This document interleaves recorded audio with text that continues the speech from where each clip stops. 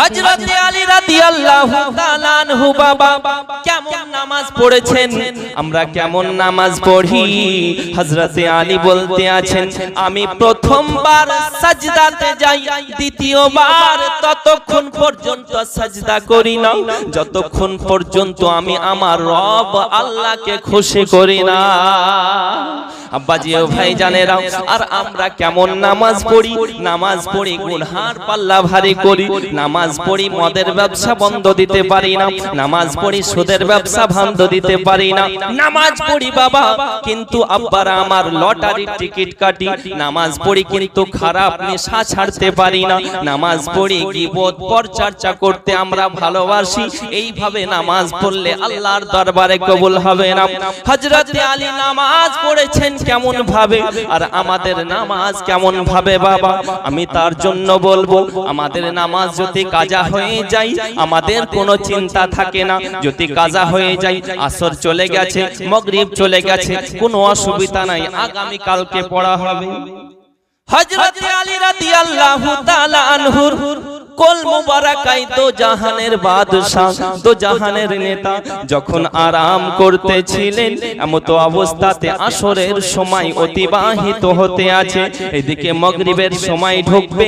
হযরত আলী চিন্তায় পড়ে গেছেন, আমার নবী আমার কোলের মধ্যে আরাম করতে আছেন, এখন কি করা যায়, কি করা যায়? হযরত আলী চিন্তা করছেন, একদিকে মোহাব্বতের সওয়াল, একদিকে ইবাদতের সওয়াল। যদি নবী পাককে উঠিয়ে দিই আমার আসরের নামাজ হয়ে যাবে, কিন্তু নবী পাকের আরামের ব্যাঘাত ঘটবে, কারণ তিনি হলেন দো জাহানের বাদশা। সুবহানাল্লাহ সুবহানাল্লাহ। মোহাব্বতে বলেন সুবহানাল্লাহ, আর একটু জোরে বলেন সুবহানাল্লাহ। দেখেন কি বলছেন, নূরে মুহাম্মদ রসূল আরবি নাইবে পরওয়ার, জিব্রাইল চুমে যার দরবার। নূরে মুহাম্মদ রসূল আরবি নাইবে পরওয়ার, জিব্রাইল চুমে যার দরবার। নবী না হলে তৈরি হতো না এ বিশ্ব জাহান, এই কথাটি পবিত্র হাদিসে রয়েছে প্রমাণ। মোহাব্বতে বলুন সুবহানাল্লাহ। নবী না হলে তৈরি হতো না এ বিশ্ব জাহান, এই কথাটি পবিত্র হাদিসে রয়েছে প্রমাণ।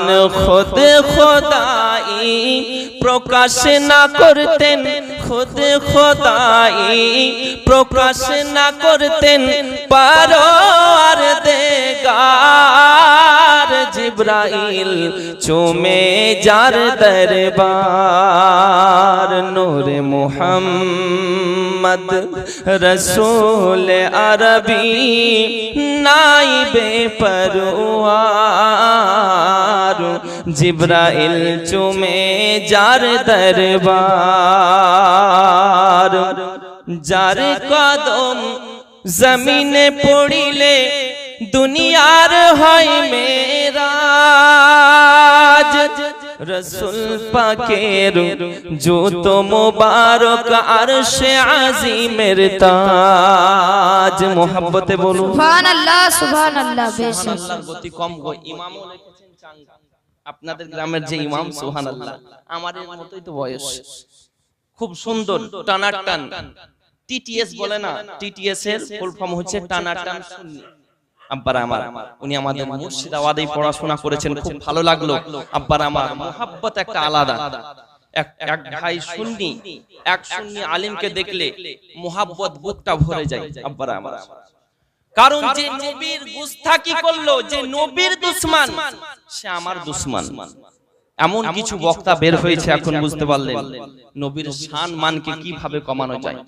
নবীর ইজ্জতকে কিভাবে কমানো যায়, তারা বলে নবী আমাদের মতো বড়, নাউজুবিল্লাহ।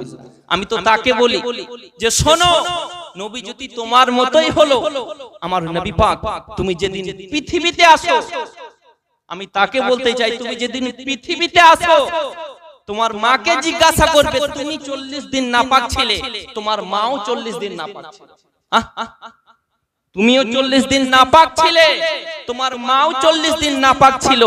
খোদার কসম, দয়াল নবী পাক দো জাহানের বাদশা যেদিন পৃথিবীর সরজমিনে এলেন, খোদার কসম করে বলি নবী পাক পবিত্র, তিনার মাও পবিত্র। জোরে বলে সুবহানাল্লাহ, তাই নয়, তুমি পৃথিবীতে আসো, তোমার নারী কাটতে হয়, তোমার নারীর সঙ্গে তোমার মায়ের নারীর কানেক্টিং থাকে, কিন্তু খোদার কসম করে বলি আমার নবী দো জাহানের বাদশা পৃথিবীতে যেদিন এসেছিলেন, তিনার নারী কাটার কোনো প্রয়োজন হয়নি। জোরে বলে সুবহানাল্লাহ। তুমি যেদিন পৃথিবীতে আসো, 1 বছর পরে, 2 বছর পরে তোমার খাতনা দিতে হয়, মুসলমানি দিতে হয়, দিতে হয় কি হয় না? আগে একটু হানা জোরে বলেন না, আর একটু জোরে বলতে হবে। এই 5-6 জন থাকেন, যথেষ্ট অসুবিধা নেই। পিকআপ বুঝতে পারলেন, 2-2.5 ঘন্টা না পড়লে পিকআপ ওঠে না, কিন্তু আমি আজকে বলবো না, রোজা করে মানুষ ক্লান্ত, বুঝতে পারলেন ঠিক কি না? আবার আমার মানুষ এই তো আজকে ঈদের দিন, তবু কত দূর থেকে জাননি, মাওলানা সাহেব তো জানেই যথেষ্ট, রামপুরহাট, তারপরে ওখান থেকে আমার আরেকটু যেতে হয়। আব্বার আমার, তো তুমি যেদিন পৃথিবীতে আসো, 1 বছর 2 বছর পরে তোমার খাতনা দিতে হয়। আব্বার আমার, নবী পাক যেদিন পৃথিবীতে এসেছেন, খাতনা দেওয়া অবস্থাতেই এসেছেন। জোরে বলেন সুবহানাল্লাহ। তুমি পৃথিবীতে আসো, উলঙ্গ অবস্থাতে আসো, ল্যাংটা অবস্থাতে আসো, খোদার কসম আমার নবী পাক পৃথিবীতে আসলেন জান্নাতি লিবাস পৃথিবীতে এসেছেন। জোরে বলেন সুবহানাল্লাহ, সুবহানাল্লাহ। তাহলে জন্মের মধ্যে কতটা পার্থক্য, আরো তো আছে, শুধু জন্মের কথাটা বলছি। আব্বার আমার, তাদেরকে বলবো আরে বেকুফ, সে তুমি সেই নবী পাককে তোমার মতো বলো। তার জন্য আমি বলবো এটাই, গজলে কি বলছে দেখুন, মুহাম্মদে বলেন সুবহানাল্লাহ, সুবহানাল্লাহ। যার কদম জমিনে পড়িলে দুনিয়ার হয় মেরাজ, রসুল পাকের জুত মোবারক আরশে আজিমের তাজ, সেই নবীর রওজা চুমিলে, সেই নবীর রওজা চুমিলে হবে জান্নাতের হকদার। চুমে যার দরবার, নূরে মুহাম্মদ রসূল আরবি নাইবে পরওয়ার, জিবরাইল চুমে যার দরবার। দরুদ আল্লাহুম্মা সাল্লি আলা সাইয়্যিদ ওয়ালালে সাইয়্যিদিনা মাওলানা মুহাম্মদ। সাল্লু আলা মুহাম্মাদিন, সাল্লু আলা মুহাম্মদ, হরদম জবান সে নিকালো পাক নামে মুহাম্মদ, হরদম জবান से निकालो सफियाना মুহাম্মদ সাল্লাল্লাহু তাআলা আলাইহি ওয়াসাল্লাম। আমি বলবো তাদেরকে সেই নবী পাকের শান নিয়ে যদি চেষ্টা করো কমাবো, আল্লাহ পাক কোরআনে বলেছে ওয়ারাফা'না লাকা যিকরাক, হাবিব আপনার শানকে এত উঁচু করেছি, এত বুলন্দ ওয়ালা করেছি, পৃথিবীর সকলে যদি আপনার শানকে কমানোর চেষ্টা করে, বরঞ্চ আপনার শান আরো বাড়তে থাকবে। জোরে বলে সুবহানাল্লাহ। আরো বাড়তে থাকবে। নবী গো, কেউ যদি আপনার জিকির না করে, আমি আল্লাহ তাবারাক ওয়া তাআলা আমি আপনার জিকির করব, আপনি আমার জিকির করবেন। আমি বলবো মুহাম্মাদুর রাসূলুল্লাহ, আপনি পড়বেন লা ইলাহা ইল্লাল্লাহ, আমি আল্লাহ পড়বো মুহাম্মাদুর রাসূলুল্লাহ। জোরে বলেন বেশক সুবহানাল্লাহ। এই তো মুহাব্বত। আর তারা বলতে আছে সেই নবীকে ধরতে চাই না, সেই নবীকে আমরা ডাইরেক্ট ভালোবাসতে চাই না, আমরা ডাইরেক্ট আল্লাহকে ভালোবাসবো। কিছু আছে না নাই? পাগলা পাগলা কুত্তা আছে না এখন আছে যে ডাইরেক্ট আল্লাহকে ভালোবাসবো। আব্বারা আমার কোরআন কি বলে? তারা বলতে আছে we would like to contact almighty Allah directly, it is possible for us। ওগো আল্লাহ পাক, আমরা তোমার সঙ্গে ডাইরেক্ট কন্টাক্ট করতে চাই, এটা কি আমাদের জন্য সম্ভব? আল্লাহ পাক বলতে আছেন it is possible for us but there is one condition। হ্যাঁ, এটা তোমাদের জন্য সম্ভব, কিন্তু একটা শর্ত রয়েছে। আল্লাহ পাক বলতে আছেন যে তোমাদের জন্য সম্ভব, কিন্তু একটা শর্ত রয়েছে। তারা বলতে আছে ও almighty Allah, what is the condition? ও আল্লাহ পাক, কি এমন শর্ত, কি এমন কন্ডিশন রয়েছে? আল্লাহ পাক বলতে আছেন দা কন্ডিশন টু ডিসাইড ইজ হলি কোরআন। জোরে বলেন সুবহানাল্লাহ। আমি তথ্যটা, কন্ডিশনটা আমি কোরআনের মধ্যে ইরশাদ করে দিয়েছি, হুনাকা শারতুন আনতুম তাকরাউনাল কোরআন, তোমরা কোরআন তেলাওয়াত করো, অবশ্যই এই ডিসকাস তোমরা পেয়ে যাবে। আব্বারা আমার, তারা বলতে আছে হায় আল্লাহ পাক, আমরা তো অনেকবার কোরআন পড়লাম, অনেকবার কোরআন তেলাওয়াত করেছি, কোথাও পাইনি আপনাকে ডাইরেক্ট পেতে গেলে কোনো শর্ত রয়েছে। আল্লাহ পাক বলতে আছেন তুমি বেকুফ রয়েছো। আমি কোরআনের মধ্যে ইরশাদ করেছি কুল ইন কুনতুম তুহিব্বুনাল্লাহ ফাত্তাবিউনি ইউহিব্বুকুমুল্লাহ। হাবিব আপনি বলে দেন, যারা আমাকে ভালোবাসতে চায়, যারা আমাকে উলফাত করতে চায়, আমাকে মুহাব্বত করতে চায়, আপনি নবী আপনাকে যেন তারা ভালোবাসে, আপনি যাতে রাজি, আমি আল্লাহ তাতে রাজি। জোরে সুবহানাল্লাহ আর একটু সুবহানাল্লাহ। মুহাব্বতে আব্বাজি ও ভাই জানেরা, হযরতে আলী রাদিয়াল্লাহু তাআলা আনহুর কোল মুবারাকায় মনে আছে যখন আরাম করতেছিলেন, হযরতে আলী রাদিয়াল্লাহু তাআলা আনহু বাবা চিন্তা করতে আছেন, এখন যদি নবী পাককে ওঠানো যায় আমার নামাজ তো হয়ে যাবে, কিন্তু মুহাব্বতের ব্যাঘাত ঘটে যাবে। চিন্তায় চিন্তিত, তাই তো কি করা যায়? হযরতে আলী কুফার হাইকোর্টের জাস্টিস ছিলেন। হযরতে আলী রাদিয়াল্লাহু তাআলা আনহু কি করলেন? নবী পাককে উঠালেন না। তিনি বলতে আছেন ইবাদত যদি কাজা হয়ে যায় তাও ভালো, কিন্তু মুহাব্বতের কাজা হতে দেব না। সুবহানাল্লাহ। হযরতে আলী রাদিয়াল্লাহু তাআলা আনহু বাবা তিনি এই নবী পাককে উঠালেন না। আসরের নামাজের সময় অতিবাহিত হয়ে গেছে। হযরতে আলী হাউমাউ করে কান্না করে। কেন কান্না করতে আছেন?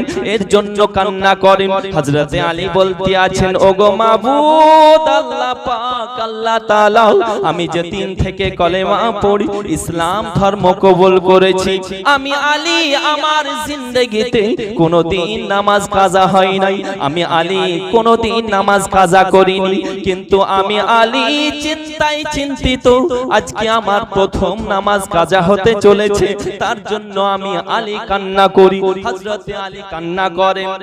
তুমি কত নামাজ কাজা করো বাবা, তুমি দিনের পর দিন কতই বেআইনি ভাবে চলো, তুমি দিনের পর দিন কত খারাপ কাজ করো, তুমি দিনের পর দিন মোবাইল চালিয়ে, ইউটিউব চালিয়ে, ফেসবুকের মাধ্যমে সময় অতিবাহিত করো।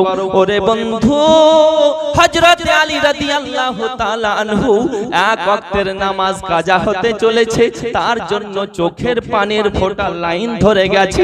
আব্বারা আমার, এমতো অবস্থা হযরতে আলী রাদিয়াল্লাহু তাআলা আনহুর পানির ফোঁটা নবী পাকের পেশানি মুবারাকায় যখন পড়ে যায়, হযরতে আলীর যখন পানির ফোঁটা নবী পাকের কপাল মুবারাকায় যখন পড়ে যায়, আমার নবী পাক উঠে পড়েন, আলীকে বলতে আছে আলী কি ব্যাপার, কান্না কেন করো, কিসের জন্য কান্না করো? হযরতে আলী বলতে আছে নবী গো, নবী গো, নবী গো, ইয়া রাসূলুল্লাহ হুজুর, আমি আলী যেদিন থেকে কলেমা পড়ে ইসলাম ধর্ম কবুল করেছি, সেদিন থেকে আমি আলী কোনোদিন নামাজ কাজা করিনি। ওগো দরদি, আমি আজকে আমার নামাজ কাজা হয়ে গেছে, তার জন্য আমি আলী কান্না করি, তার জন্য আমার মন ভালো লাগে না।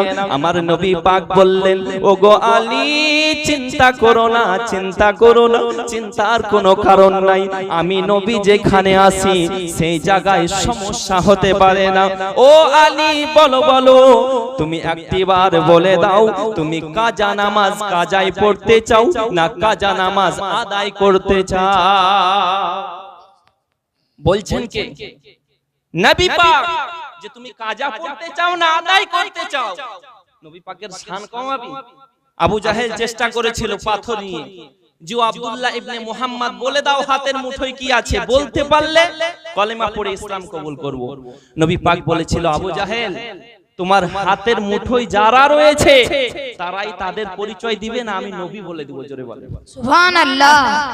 আরেকটু মোহাব্বতের বলেন বাবা, সুবহানাল্লাহ সুবহানাল্লাহ। নবী বলে দিব না, যারা আছে তারাই বলবে। আবু জাহেলের আকীদা কি? বেজান পাথর আছে আমার হাতে, এই বেজান পাথরে তো কথা বলতে পারে না। আর আমাদের আকীদা কি? নবীর যদি হুকুম হয়ে যায় প্রত্যেকটি কীট পতঙ্গ প্রত্যেকটি জিনিসে কথা বলতে পারে। জোরে বলেন সুবহানাল্লাহ। আব্বার আমার আবু জাহেল বললে আমার হাতের মুঠোর মধ্যে যারা আছে কথা বলবে, লাফিয়ে উঠেছে তাই তাই।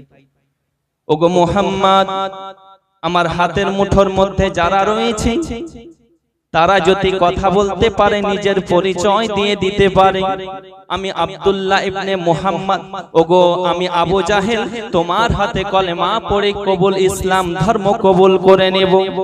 এই কথা যখন বলেছে, পাথর নিজে রূহ চেঞ্জ করতে শুরু করেছে, মুখ চেঞ্জ করতে শুরু করেছে। পাথরে বলতে আছে, আবু জাহেল হাতে থাকতে পারি তোমার, কিন্তু হুকুমাত চলবে মুস্তাফা। সুবহানাল্লাহ সুবহানাল্লাহ। থাকতে পারি আমি তোমার, হুকুমাত চলবে নবী মুস্তাফার। নবী পাকের হুকুমাত জান্নাতের মধ্যেও চলবে, মুস্তাফার হুকুমাত কাল কিয়ামতের ময়দানে চলবে। জোরে বলেন বেশ সুবহানাল্লাহ। অনেক বক্তব্য শেষ নাই, আমি একটাই কথা বলবো, আমার নবী পাকের হুকুমাত কিয়ামতের ময়দানেও চলবে। হযরতে আলীকে বললেন, আলী বলো তুমি কি কাজা নামাজ কাজায় পড়তে চাও না আদায় করতে চাও? হযরতে আলী চিন্তাই করলেন, তাই তো নবীর জবান থেকে যেটা বের হয়েছে সুবহানাল্লাহ কি হয়েছে সেটাই হাদিস, আর সেটা আর ফেরত আসে না। নবী গো আমি তো কোনোদিন কাজা করিনি, যদি আদায় করতে পারি সব থেকে ভালো হয়। আমার নবী পাক ইশারা করলেন সূর্যকে, ডুবা সূর্য আবার পুনরায় উদিত হলো আসরের সময়। জোরে বলেন সুবহানাল্লাহ। হযরত আলী নামাজ পড়তে আছেন আর চিন্তা করছেন, আমি যতক্ষণ নামাজ পড়ব মন শান্তি করে, কারণ নবী যে সূর্যকে উঠিয়েছে, নবী যতক্ষণ পর্যন্ত হুকুম না দিবে সূর্য তো দূরে থাক, কোন জিনিসেরই ক্ষমতা নেই যে সে নিজে নিজেই ডুবে যাবে। কারণ নবী যতক্ষণ পর্যন্ত হুকুম না দেবে সূর্যেরও ডোবার ক্ষমতা হবে না। আমি আলী এখন নামাজ পড়তে আছি, পড়তে আছি। জোরে বলেন সুবহানাল্লাহ সুবহানাল্লাহ। তার জন্য আব্বারা আমার আমি বলবো, এটাই সেই নবীর শান, সেই নবীর মর্যাদা। আব্বারা আমার মায়েদেরকে বলবো, মা তোমরা কেমন ভাবে বেপরদা চলাফেরা করো, তোমরা সেই মা ফাতেমাতু জোহরা খাতুনে জান্নাতের ক্যারেক্টার চরিত্রটাকে যদি একটিবার আঁকড়িয়ে ধরে চলতে পারো, তাহলে তো দুনিয়া আখিরাত প্রত্যেকটি জায়গাতে সাকসেস হয়ে যাবে। কিন্তু কোথায় আজকে আমার মা বোনেরা বেপরদায় ঘোরাফেরা করে, এর জন্য তো শাস্তি আছে। মুহাব্বতে আরেকবার দরুদে ডালিয়া পাঠ করুন, আমি বক্তব্য আগে নিয়ে আসছি। আল্লাহুম্মা সাল্লি আলা সাইয়্যিদিনা মাওলানা মুহাম্মদ ওয়া আলা আলি সাইয়্যিদিনা মাওলানা মুহাম্মদ সাল্লাল্লাহু তাআলা আলাইহি ওয়াসাল্লাম। ব্রাদার ইন মিল্লাত ইসলামিয়া, আমি একটাই কথা বলবো যে সেই নবী যে রাস্তা দেখিয়ে দিয়ে গেছেন, ইহদিনাস সিরাতাল মুস্তাকিম, আমরা যেন এই ইহদিনাস সিরাতাল মুস্তাকিমের পথে যেন চলতে পারি। আল্লাহ পাক যেন সেই তৌফিক দান করেন, পড়ুন আমিন। যেই কথাটা বলতেছিলাম, খাতুনে জান্নাত কেমন ছিলেন একটু বলি আব্বারা আমার, তারপরে আমি বক্তব্য আস্তে আস্তে গুটিয়ে নিয়ে আসছি, কারণ সময়ের দিকে লক্ষ্য রেখে আমাকে কাজ করতে হবে। খাতুনে জান্নাত কেমন ছিলেন? সুবহানাল্লাহ। একদা এক সময় হযরতে আলী বাড়িতে একদিন নয়, 2 দিন নয়, 3 দিন ধরে কোন চুলোতে অনু জ্বলে না, খাবারের সংকট, খাবার খেতে পান না। চাইলেই তো পারবে, আল্লাহকে যদি একবার বলে আয় আল্লাহ খাবারের সমস্যা, আল্লাহ পাঠিয়ে দিবে জান্নাত থেকে। জোরে বলে সুবহানাল্লাহ। তো একদিন নয় 2-3 দিন সুবহানাল্লাহ যখন অতিবাহিত হয়, আমার নবী পাক হযরতে খাতুনে জান্নাত মা ফাতেমাতু জোহরার বাড়িতে এলেন। আসার পরে দরওয়াজায় সালাম দিচ্ছেন, আসসালামু আলাইকুম ইয়া আহলাল বাইত, ওগো ঘরের মালিক তোমাদের প্রতি আল্লাহ রহমত বর্ষণ হোক। সালাম যখন দিলেন হযরতে খাতুনে জান্নাত ফাতেমাতুজ জোহরা রাদিয়াল্লাহু তাআলা আনহা নবী পাকের আওয়াজ পাওয়ার পরে দাঁড়িয়ে গেলেন, ওয়া আলাইকুমুস সালাম ইয়া রাসূলুল্লাহ। আমার নবী পাক বলতে আছে, বেটি ফাতেমা, ফাতেমা কেমন আছো বেটি? শ্বশুর বাড়িতে তোমায় কেমন লাগে থাকতে একটিবার তুমি বলো। খাতুনে জান্নাত বলতে আছে, ইয়া রাসূলুল্লাহ, নবী গো, ইয়া হাবিবাল্লাহ হুজুর, শ্বশুর বাড়িতে আমাকে অত্যন্ত ভালো লাগে। আল্লাহ রহমতে, আল্লাহর অশেষ করুণায় আমি আমার শ্বশুর বাড়িতে ভালো আছি। হযরতে আলীর জন্য প্রশ্ন করলেন, আমার আলী জামাই কোথায় গেছে? আমার আলী জামাই কোথায়? হযরতে খাতুনে জান্নাত বলতে আছেন, ইয়া রাসূলুল্লাহ, ইয়া হাবিবাল্লাহ হুজুর, নবী গো, আপনার জামাই হযরতে আলী রাদিয়াল্লাহু তাআলা আনহু তিনি মদিনার বাজারে গেছেন।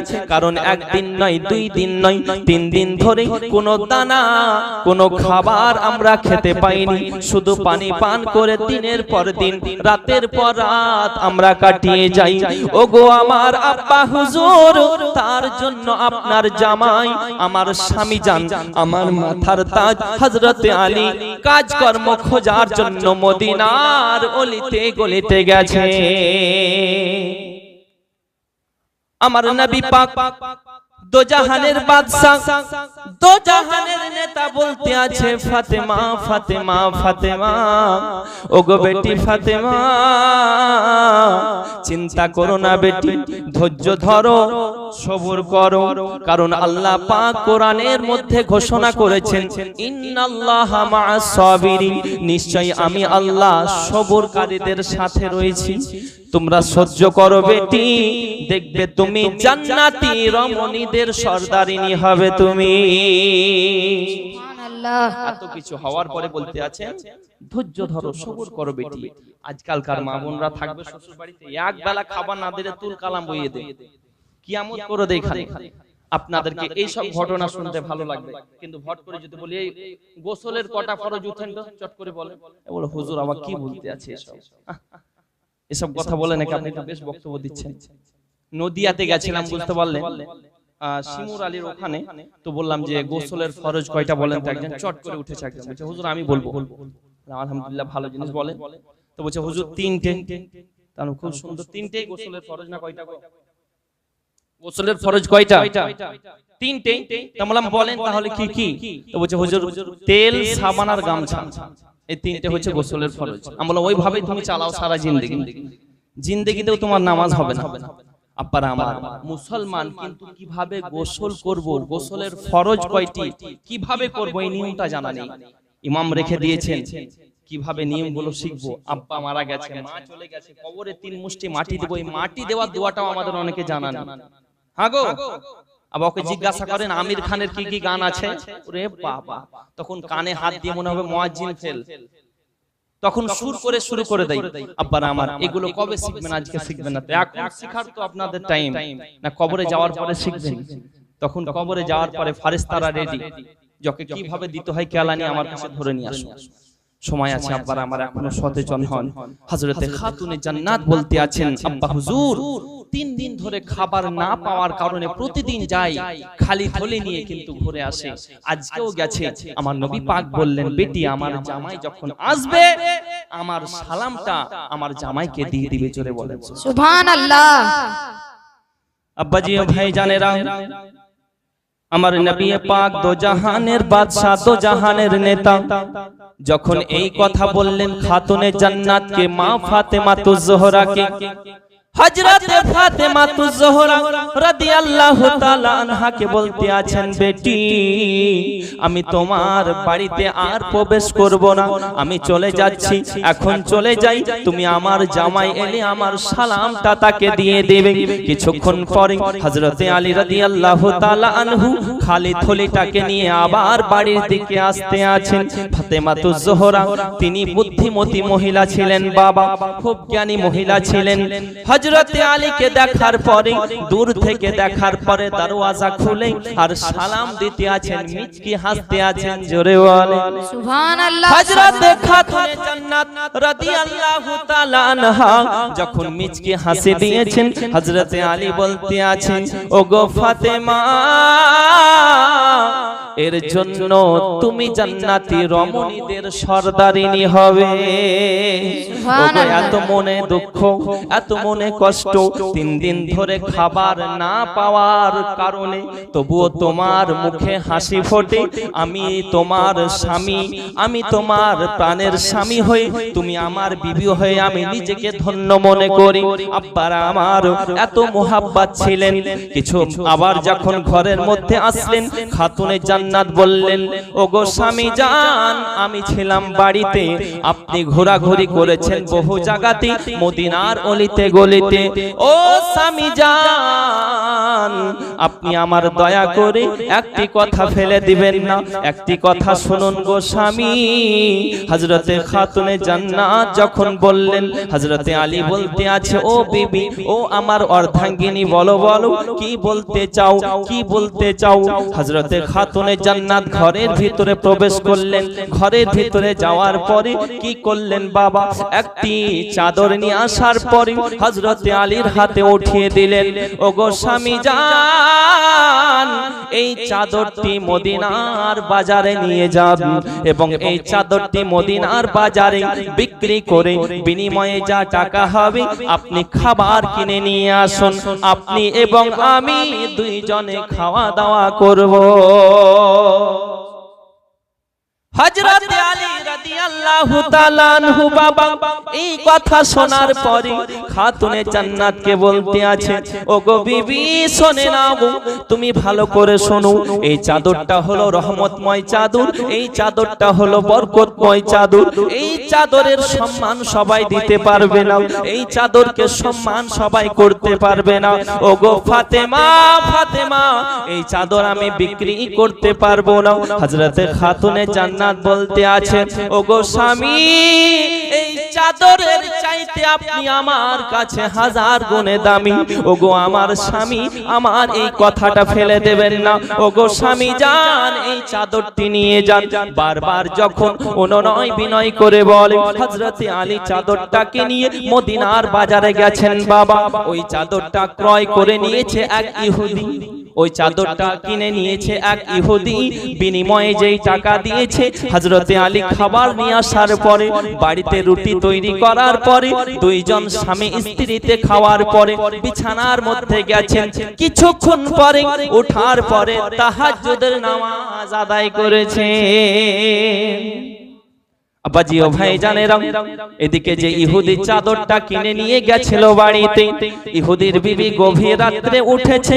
ওঠার পরে দেখতে আছে যে রুমের মধ্যে চাদরটি দেওয়া ছিল, সেই রুমটা যেন আলোয় আলোকিত হয়ে আছে, সেই রুমটা যেন পুরোটা ঘর ডগমগ করতে আছে। ইহুদির বিবি চিন্তায় পড়ে গেছে, ওগো আল্লাহ পাক, কি ব্যাপার, এই ঘরের মধ্যে তো কোনো হাসাক নেই, এই ঘরের মধ্যে কোনো লম্ফু নেই, এই ঘরের মধ্যে কোনো হারিকেল নেই, কিন্তু কিভাবে আলোয় আলোকিত হয়ে আছে। ইহুদির বিবি ইহুদিকে জাগাচ্ছে, ওগো আমার স্বামী, পাশের রুমে কি ব্যাপার, এত কেন আলোয় আলোকিত হয়ে আছে, পাশের রুমটা কেন আলোয় আলোকিত হয়ে আছে। ইহুদি ওঠার পরে যখন স্বামী স্ত্রী দুইজনে পাশের রুমে গেছেন, দেখতে আছেন বাবাজি সেই খাতুনে জান্নাতের চাদরের ভিতর থেকে নূরের জ্যোতি বের হয়। সুবহানাল্লাহ, সুবহানাল্লাহ। নবী মুস্তাফার বেটি খাতুনে জান্নাত, জান্নাতি রমণীদের সরদারিনী হযরতে ফাতেমাতুজ জোহরার চাদর থেকে নূরের জ্যোতি বের হয়। এমতো অবস্থাতে ইহুদি বলতে আছে, বিবি গো শুনে নাও, এটা ওই রমণীর চাদর, যেই রমণী খাতুনে জান্নাত হযরতে ফাতেমাতুজ জোহরার চাদর, ব্যবহারকৃত চাদর। এই চাদরের মূল্য আমরা দিতে পারবো না, এই চাদর সকাল হয়ে গেলে আবার আমরা ফিরিয়ে দেব, কারণ এটা হলো রহমতময় চাদর, এই চাদরটা হলো বরকতময় চাদর, এই চাদরের মূল্য আমরা দিতে পারবো না। সকাল হয়ে গেছে, ইহুদির বিবি হযরতে আলীর বাড়িতে যাওয়ার পরে আওয়াজ দিতে আছে, ভাই আলী একটু আসবেন বাইরে তাড়াতাড়ি। আর বাইরে আলী, কি হলো ভাই? বলতে আছেন, ভাই আলী আপনার এই চাদর আমি নেব না, এই চাদরটা রাখেন। হযরতে আলী বলতে আছেন, কেন ভাই? এই চাদরের বিনিময়ে যে আপনি আমাকে টাকা দিয়েছিলেন আমি তো ব্যয় করে ফেলেছি। ইহুদি বলতে আছেন, ও ভাই আলী টাকা লাগবে না, টাকা লাগবে না, একটি কথা বলুন ভাই আলী, এই চাদরের ভিতর থেকে কেন এত নূরের জ্যোতি বের হয়? হযরত আলী বলতে আছে, ওগো শুনে নাও ভাই, এই চাদরের ভিতর থেকে এত আলো নূরের জ্যোতি বের হওয়ার কারণ হলো একটাই, আমার বিবি ফাতেমা তো জোহরা রাদিয়াল্লাহু তাআলা আনহা ব্যবহারকৃত চাদর, আমার বিবি আল্লাহর এত প্রিয় বান্দি, আল্লাহকে এত খুশি করে ফেলেছেন, আল্লাহ পাক রাজি হয়ে তিনার চাদর ভিতর থেকে नाराए तकबीर, नाराए रिसालत, नाराए रिसालत, नाराए हैदरी, नाराए हैदरी, नाराए गौस, नाराए गौस, जनाब मौलाना अमीरुल इस्लाम चतुर्वेदी, जनाब मौलाना अमीरुल इस्लाम चतुर्वेदी, नाराए तकबीर, नाराए रिसालत। ইয়া রাসূলুল্লাহ। আব্বার আমার ঈদ বক্তা সাহেব চলে এসেছে, আলহামদুলিল্লাহ। দেখুন আমাদেরকে শুনতে হবে কম, কিন্তু আমল করতে হবে কি? এ তো বলছেন না কিছু বেশি। ইনি আলহামদুলিল্লাহ আমার এলাকায় কয়েক জায়গাতেই গেছেন, বা আমিও আলহামদুলিল্লাহ এসেছি এই এলাকা দিয়ে, আলহামদুলিল্লাহ। উনি আমার পার্শ্ববর্তী গ্রামে বলরামপুর, চাচকা বলরামপুরে গেছিলেন, তো আমি যেতে পাইনি সেদিন, আমি অন্য জায়গায় প্রোগ্রামে ছিলাম। যাই হোক আলহামদুলিল্লাহ ইনার বক্তব্য ইন্টারনেটের মধ্যে, ইনারও বক্তব্য আলহামদুলিল্লাহ লক্ষ লক্ষ মানুষের শুনে, বা ইন্টারনেটে শোনার পরেই তো আমরা দাওয়াত করি। যাই হোক আমি একটাই কথা বলবো, বক্তার বক্তব্য শোনার পরে আমল করবেন বাবা, বক্তার বক্তব্য শোনার পরে আমল করবেন। আমি বলবো একটাই কথা, শেষ পর্যন্ত সেই ইহুদি এবং ইহুদির বিবি এত কিছু দৃশ্য দেখার পরে নবী পাকের হাতে কলেমা পড়ে ইসলাম কবুল করে নিয়েছিলেন, জোরে বলেন সুবহানাল্লাহ। যাই হোক আমি আর আলোচনা করছি না, আব্বার আমাকে আবার সেই যেতে হবে রামপুরহাট, বুঝতে পারলেন তো? এই বলে আমার আলোচনা সমাপ্ত ঘটাচ্ছি। আমি বলবো একটাই কথা, আমি আয়াস মাদ্রাসার শিক্ষক, অতএব আপনারা এই মাদ্রাসার জন্য আপনারা আমার জন্য দোয়া করবেন, যেন এই মাদ্রাসাকে আমি ইনশাআল্লাহ যেন আগে নিয়ে যেতে পারি। আমার মাদ্রাসায় এখন ছাত্র প্রায় 60 জন এসছে আলহামদুলিল্লাহ। তো এই যে মাদ্রাসায় যে শিক্ষাটা দেওয়া হয় আলহামদুলিল্লাহ অন্য কোথাও দেওয়া হয় না। আমি বলি প্রত্যেকটি জায়গায় মাদ্রাসায় যে শিক্ষাটা দেওয়া হয় অন্য কোথাও দেওয়া হয় না।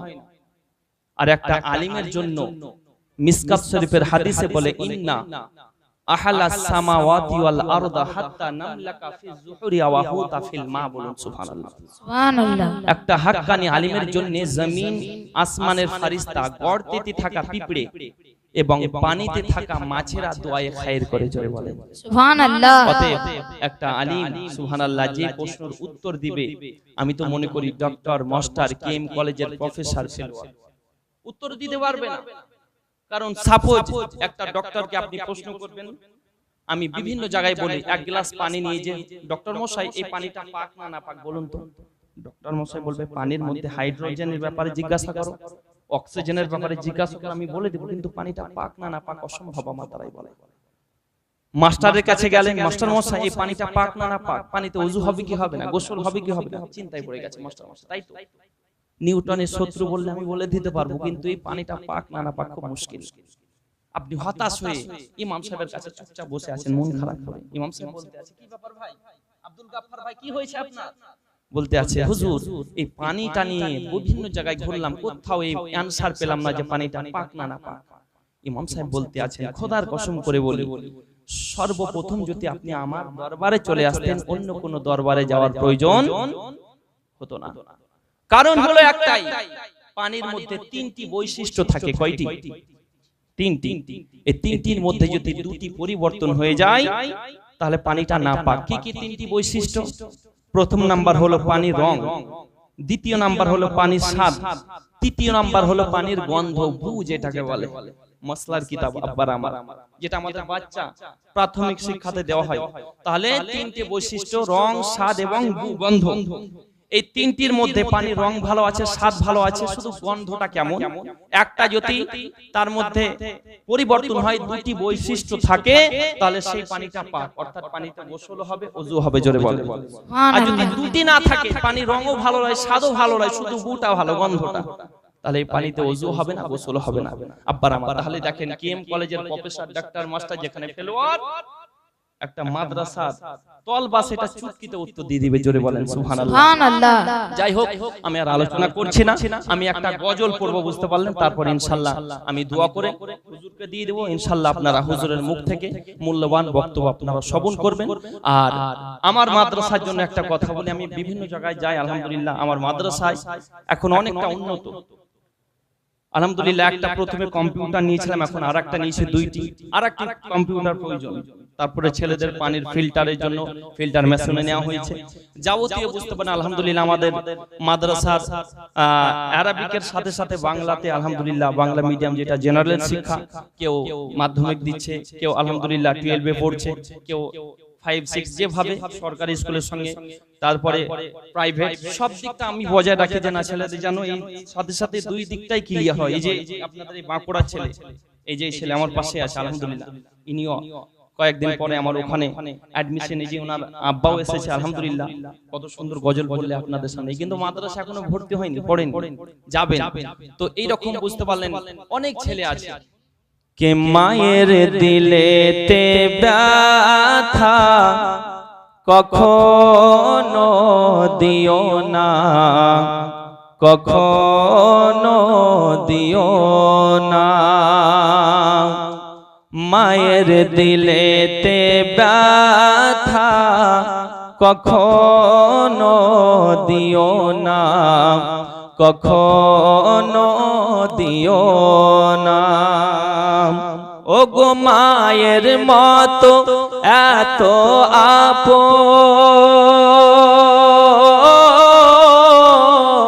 আপন, ও গো মায়ের মতো এত আপন আর তো কেউ হবে না। মায়ের দিলেতে ব্যথা কখনো দিও না, কখনো দিও না। মোহাব্বতে বলুন সুবহানাল্লাহ। দুঃখে দুঃখিনী রবে, সুখেতে খুশি হবে। ও গো ছেলের সুখের তরে মা মরতেও রাজি হবে। দুঃখে দুঃখিনী রবে, সুখেতে খুশি হবে। ও গো ছেলের সুখের তরে মা মরতেও রাজি হবে। ও গো মায়ের পাকা দমের নিচে,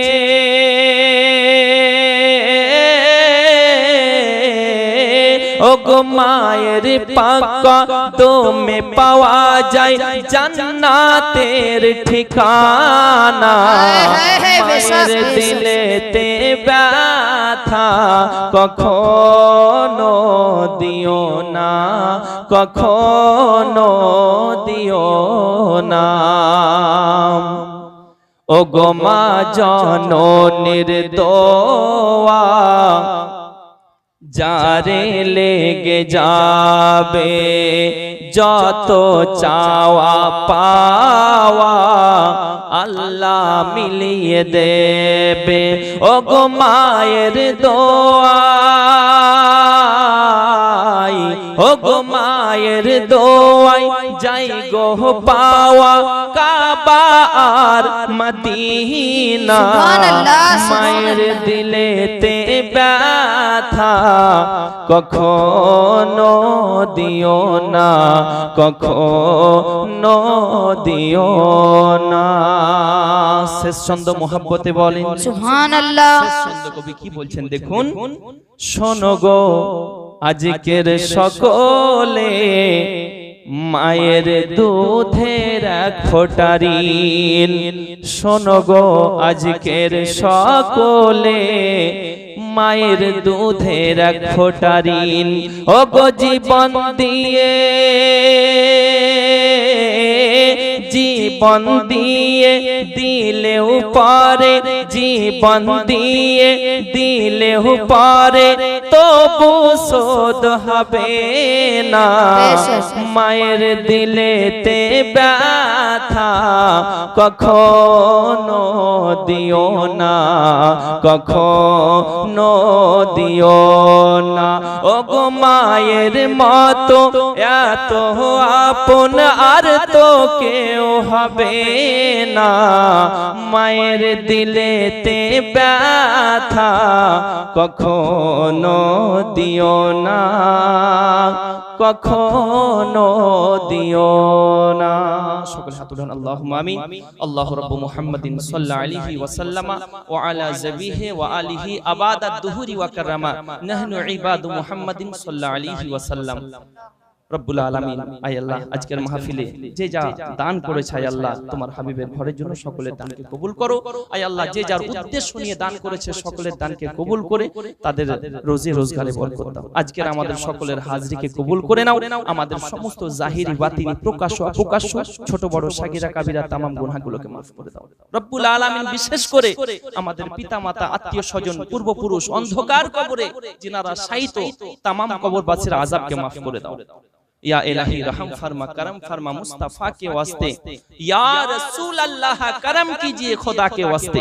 व सल्लल्लाहु अला खैर खल्किही व नूर अर्शिही अजमाइन बिरहमतिका या अरहमर राहिमीन बिहक़ ला इलाहा इल्लल्लाहु मुहम्मदुर रसूलुल्लाह।